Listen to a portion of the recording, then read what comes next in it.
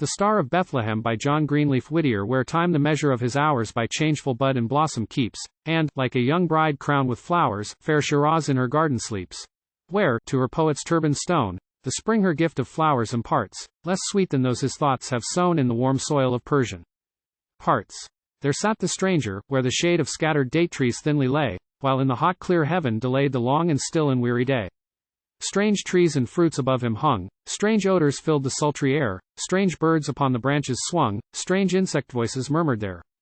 And strange bright blossoms shone around, turned sunward from the shadowy bowers, as if the Gheber's soul had found a fitting home in Iran's flowers. Whate'er he saw, whate'er he heard, awakened feelings new and sad, no Christian garb, nor Christian word, nor church with Sabbath bell chimes glad, but Moslem graves, with turban stones, and mosque spires gleaming white, in view, and greybeard mullahs in low tones chanting their Koran service through.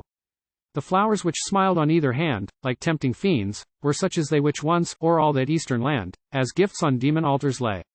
As if the burning eye of Baal the servant of his conqueror knew, from skies which knew no cloudy veil, the sun's hot glances smote him through.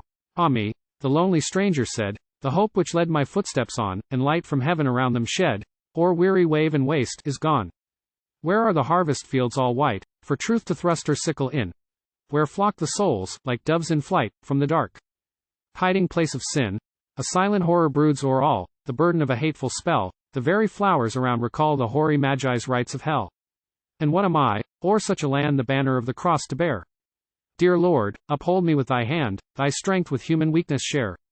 He ceased, for at his very feet in mild rebuke a flower smiled. How thrilled his sinking heart to greet the starflower of the Virgin's child. Sown by some wandering Frank, it drew its life from alien air and earth, and told to Panem sun and dew the story of the Saviour's birth. From scorching beams, in kindly mood, the Persian plants its beauty screened, and on its pagan sisterhood, in love, the Christian flower leaned.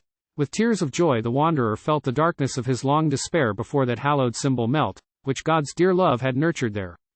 From nature's face, that simple flower the lines of sin and sadness swept, and Magian pile and Panem bower in peace like that of Eden slept. Each Moslem tomb, and cypress old, looked holy through the sunset air, and, angel-like, the muezzin told from tower and mosque the hour of prayer. With cheerful steps, the morrow's dawn from Shiraz saw the stranger part, the star flower of the Virgin born still blooming in his hopeful heart.